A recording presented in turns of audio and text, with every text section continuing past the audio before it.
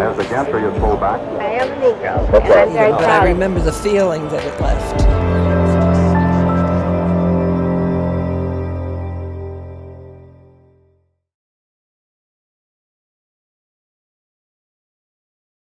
My cousin picked me up at Tonsanute Air Base in a helicopter just about like that right there, and it was just him and I. And he showed me what an M60 machine gun was, and he goes, I'm going to show you how to shoot this. We'll go out and shoot it a couple times and give you an idea of what it's like to really be in a real aircraft in Vietnam. I said, okay.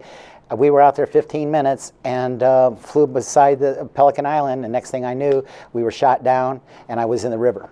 And I was lucky enough to get out, and somehow I never let go of my weapon. And my cousin pulled me out, and we got onto shore, and all of a sudden a bunch of black pajamas came running at me, and they were firing at us. And to be truthfully, perfectly honest, I was scared to death. I didn't know what was going on because it was all of a sudden a lot of noise and things, and I was backing up, and I fell over driftwood. And when I did, I pulled the trigger.